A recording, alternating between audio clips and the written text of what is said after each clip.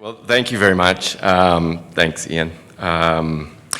Thanks as well to Toasterlab in general for the invitation and specifically for being able to give you some information about the project and as well as listen to all of your projects because it's been totally fascinating this morning. And so I really want to thank Toasterlab for that kind of initiative. So my name is Paul Cegys. I'm a digital sonographer. I'm also a lecturer at the University of Waterloo in the Department of Communication Arts. I'm as well a PhD candidate at the School of Arts, Design and Architecture at Aalto University in Finland. So today, let's see if we can, oh, well, that just is unexpected. Great, there we go. I'd like to speak to you about Blue Hour Virtual Reality, or Blue Hour VR, created by myself and Joris Weidom, who is a researcher and designer of mixed reality theater at the University of Arts in Utrecht. The Blue Hour VR experience as part of the 3.6Q at the 2019 Prague Quadrennial of Performance Design and Space is an innovative and formative example of a site-responsive mixed reality performance design, which blurs the boundaries between performance, spectatorship, and real and virtual environments, piloting interactive virtual reality technology and hybrid environments that blend 360-degree cinematography and real-time 3D graphics. Blue Hour VR drew new lines of experience for participants, placing them at the center of a performance experience, expanding our understanding of scenographic dramaturgies that exist inside, outside, and in between realities.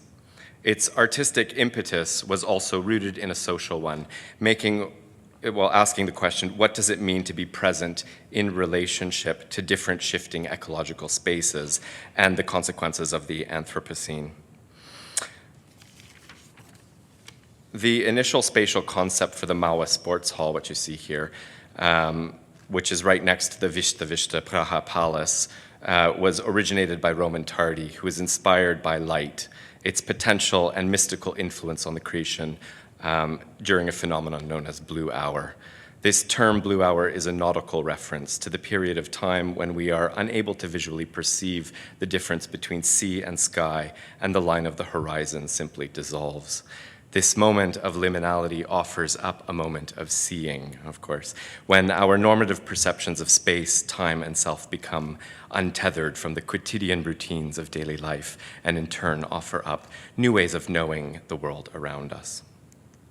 The Blue Hour VR experience had the desire to activate the multi-perceptual apparatuses and disrupt the hyper-mediatized and aesthetically barren world of the sports hall by grounding the experience in a highly tactile sand pool, activating the body's sensorium in ways that afford us new ways of experiencing space, time, and our sense of self. The physical body of the experiencer moving in space and isolated in light was both central to the external scenography of the sports hall and integral to the internal visual dramaturgy taking place inside the VR experience. Experiencers' bodies in space that was somewhere between real and virtual, automatically collapsed the traditional boundaries between spectator and performer. Experiencers were simultaneously dancers and observers, immersive puppets and players, attuned to the centrality of their embodied and bodiless presence. So imagine that from a bright and sunny day in Prague, you walk through a door of an unassuming sports hall into a dark reception area. Walking down a stairway, you are greeted by emerging sounds and haze. At the bottom of the stairs, you see an opening to a huge space filled with moving lights and an environmental soundscape. Entering the space, you see other visitors exploring around pools filled with water and micro-environments, with living plants and other materials. At each end of the space, a 3-story high scaffolding structure is erected on which colored LED strips and video projections show abstract light patterns and moving textures. Then you notice that in some of the pools, people are standing with bare feet in sand, lit by a small spotlight above their heads. They wear a VR helmet, blocking their eyes and ears, holding a lantern-like object in their hands. They seem to be looking and moving around in a space you cannot see or hear. You walk over to have a closer look, and you are invited by a friendly volunteer to sit down in a nearby chair, to take off your shoes, and to be the next person to go into VR.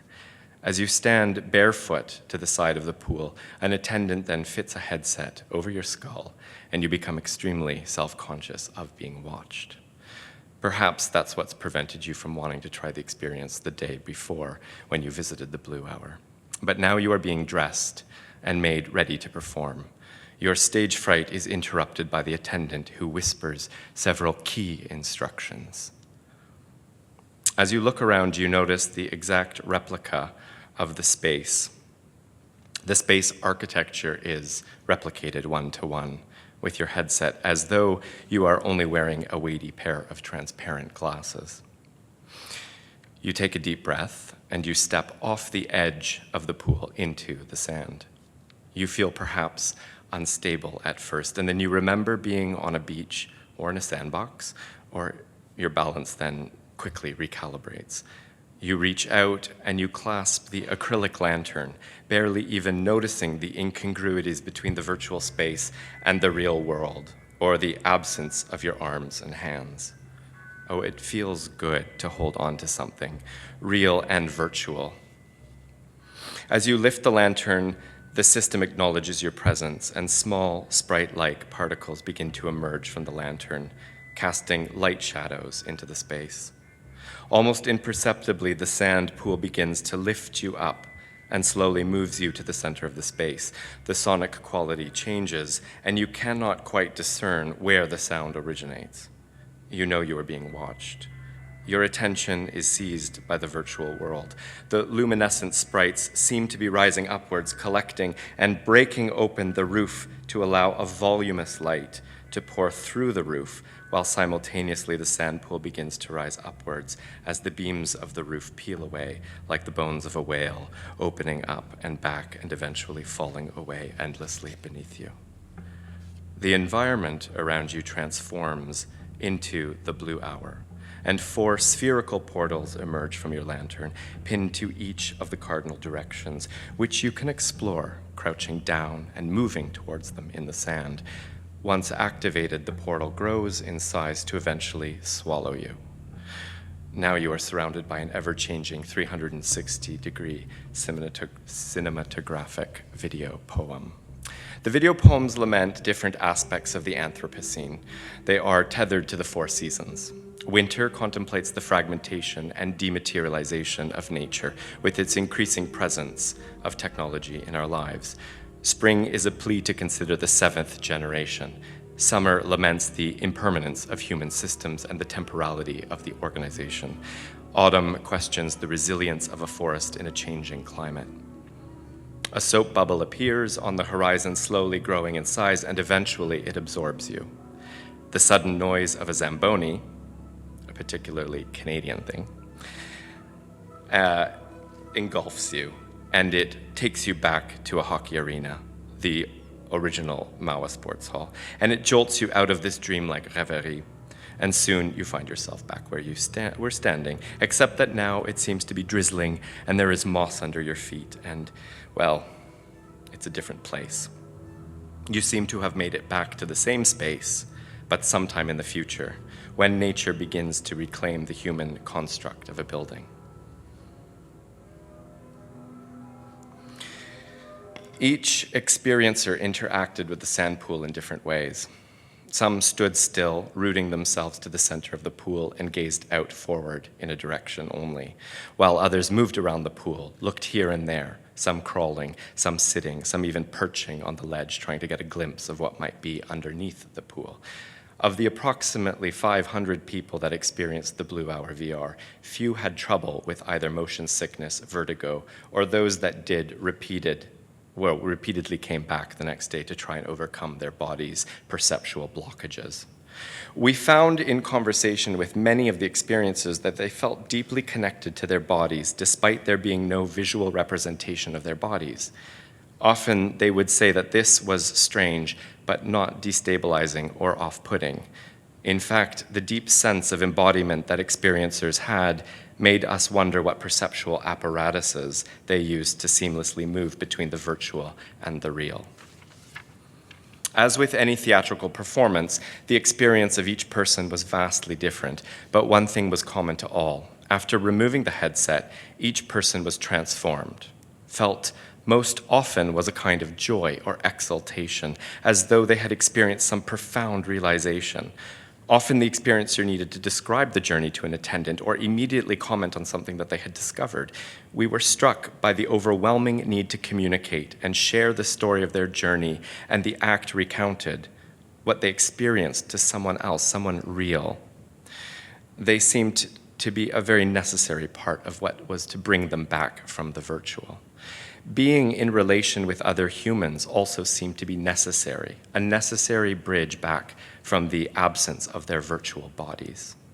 We also noticed that people seemed to be deeply present in their senses and emotions during the experience.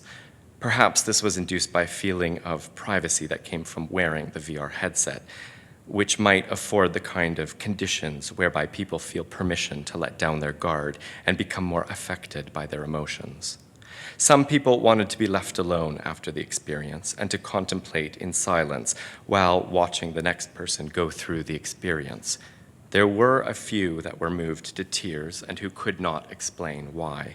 One woman from Trinidad explained that the experience made her think about her home by the sea and how long it might be before she returns home. For another, the absence of a visual representation of her body was troubling, while for another it was barely noticeable because of the extent to which the images and animations felt material and made her feel extremely present in her body. And then there was the 6-year-old, who, after spending several minutes with the headset on, darting here and there and up and down and everywhere, as you would all know, shouted out to her mother in a moment of pause and said, "Mama, do I still exist?" We would like to propose that all of these people, including the 6-year-old, were not only exploring very sensory experiences of embodiment, but were also exploring the intermedial spaces of performance, oscillating between spectator and performer in deep collaboration with the hypermedia of VR. Peter Bonisch describes intermediality as an effect created in the perception of observers that is triggered by performance and the confluence of media and machines used in performance. This is a very productive way, I think, that we can all think about how VR, with its incredible potential to refresh our perception, can inject new momentum into theater and performance, which in turn can open up new dramaturgical potentials and scenographic opportunities. We feel that we are at the beginning of a profoundly exciting moment in performance creation, especially as we grapple for new dramaturgical strategies and language that can help us create new modes of representation and new ways of seeing and knowing the world around us. Merci, thank you.